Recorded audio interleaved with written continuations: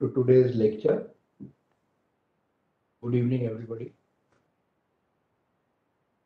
It's very heartening to see that today the number of people who are sitting for this exam is growing with every year, and of course, not forgetting that last 2 years, almost 2 years, have been a step back.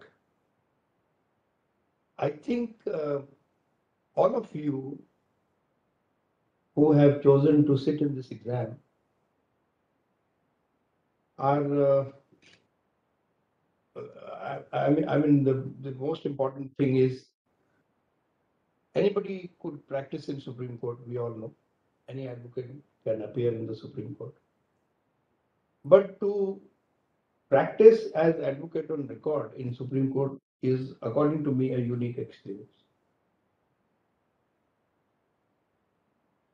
So therefore, at the outset, let me briefly tell you that after you become an advocate on record of the Supreme Court, you will be entering into a very uh, a different arena. You are already advocates, and now, of course, with the advent of new rules, which of course were not there when we sat for the exam, you have already had several years of experience in appearing in the courts, also filing.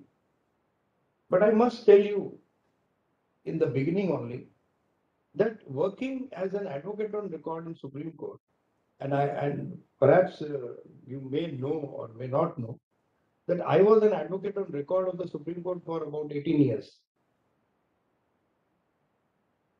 As I said, it is a unique experience. And it is not only unique, it is a very different kind of an experience. Why is it different? Let me give you a small example. You know, the Supreme Court of India, building-wise, is located in such a place from where in 3 kilometers you have a district court, trial court, and you have the High Court. High Court also is a trial court on the original site. And all of us almost who working in Supreme Court, some of you may not be also, you may be aspiring to come to the Supreme Court only after becoming advocate in the court. Within these 3 kilometers, you can see how our courts, the 3 different facets work. You can just go across to Patiala House and see how trial courts and what is the nature of work, how it is conducted, how advocates conduct themselves. Similarly, if you go a little ahead, then there is High Court, Delhi High Court. You can also see how the High Court works. Therefore, let me tell you that once you will become advocates on record, I wish all of you success. It will be a different experience.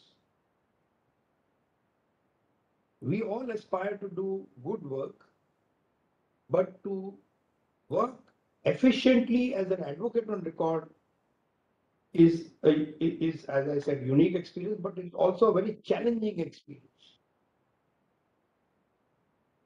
Already, you must be preparing for this exam, and of course, otherwise also, if you have been filing petitions in the Supreme Court, you must have seen the Supreme Court rules. You must have studied. So, I may also say that we are not going to lay, at least I'm not going to lay much stress on, the actual rule, where it is applicable, etc. You will have to study all that. But what is important here is you are sitting in an exam. Exam has its limitations. It is just a step to get you into the actual framework. It has its limitations. Paper has to be set in such a so that you can answer the questions in the limited time given to you. So there is limitations. What I expect from you is that those of you who are very serious of becoming advocates on record would in any case be prepared not only to write this exam but to and their aspirations go much beyond, and that is to actually effectively become an advocate on record in Supreme Court. Increase the volume. The host is confirmed their side. So therefore, it was very important for me in the beginning to bring out this fact that there is a lot of seriousness required in your practice when you become an advocate on record. I'm not saying that otherwise you're not serious in your work, but this will entail something which at the back of your mind will always be that this is the last court for your client. There is no court after this.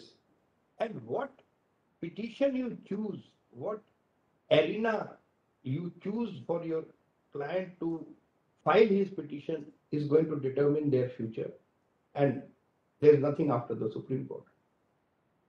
That is the unique factor in your practice because there is no appeal from Supreme Court. I may also say, and I may add, that let me also inform you in my run, as I informed you that I was advocate on record for 18 years. Judges in the Supreme Court are very, very much aware of what kind of petitions are presented by which advocate on record, because the day in and day out go to petitions prepared or will be going through which you will prepare. And I must tell you, once I was in the court of Justice Uma Pal, she issued a notice in a petition only because she said, I am very happy the way this petition has been done.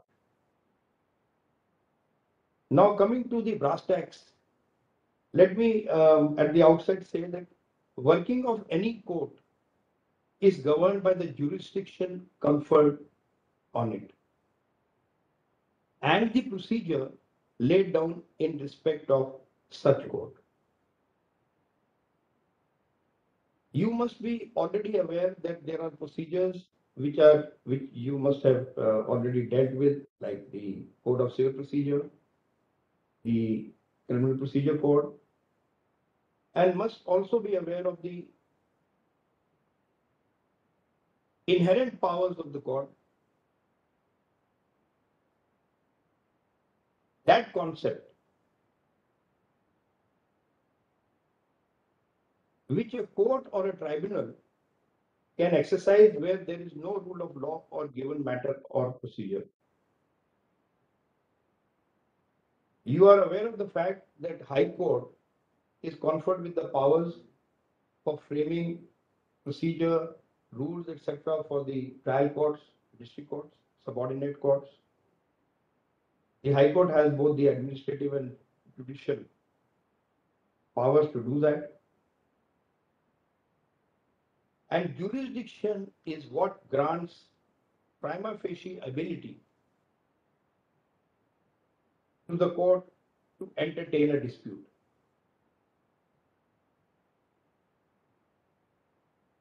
The next important thing for you to know is that courts can always rule with regard to their jurisdiction. No jurisdiction of the courts is exercised mechanically. But there is one rider. All jurisdictions are amenable to fresh and emerging needs and demands.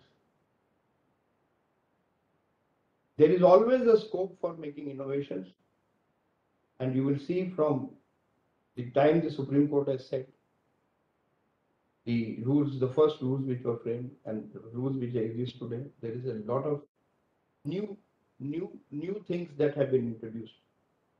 You are all aware that Article 145 confers powers on the Supreme Court to make rules. What do rules do? The rules regulate the practice and the procedure of the court. only when the rules are framed, I think the President of India requires his consent is required. When we are talking of the jurisdictions of the Supreme Court, we all know the Supreme Court has appellate jurisdiction. It also has extraordinary appellate jurisdiction. It has original jurisdiction. It has advisory jurisdiction. What we both have decided between us is that I will speak with you about the appellate jurisdiction of the Supreme Court, and my learned colleague here will speak on the other facets of the jurisdictions. So to talk of appellate jurisdiction, you know Articles 132 to 134A, how an appeal can be filed in the Supreme Court in civil matters, criminal matters, and also the rules which govern and regulate as to how those petitions and on what ground those petitions will lie to the Supreme Court. I don't think the purpose of this lecture is to give you the grounds, etc. But what we have in mind is to convey to you that the various types of jurisdictions which are conferred on the Supreme Court have to be exercised in a regulated manner, and that is done by the rules. And also, one more thing you will have to keep in mind,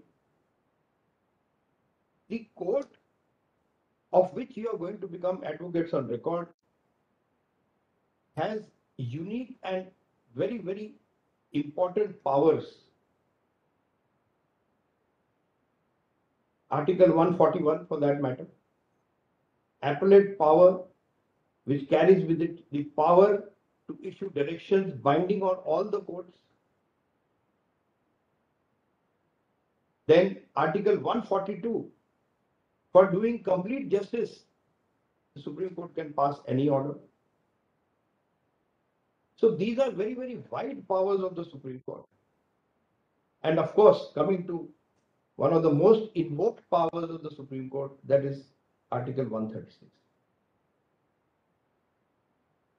Article 136 is something which you have to explain to your clients, because they come to you in the Supreme Court thinking that you are going to file another appeal.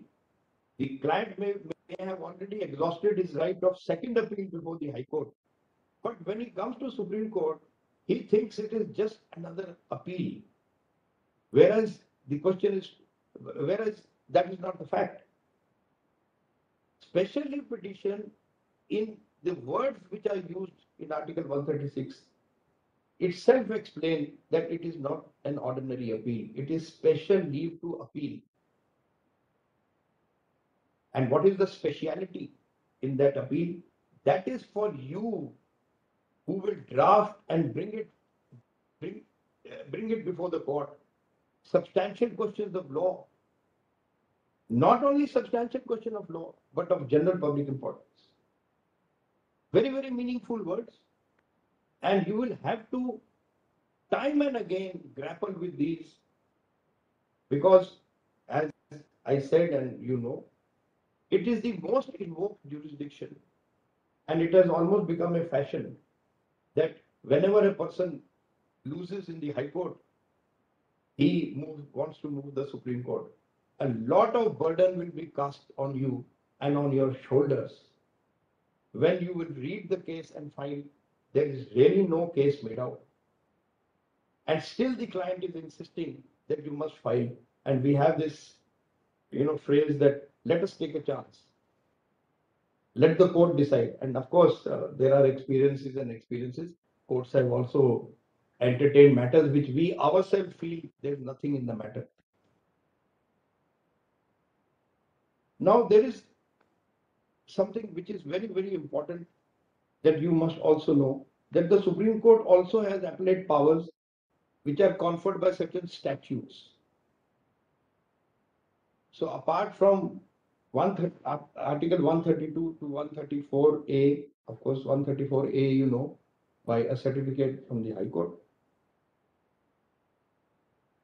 The Supreme Court also has powers, appellate powers, under Section 2 of the Enlargement of Criminal Appellate Jurisdiction.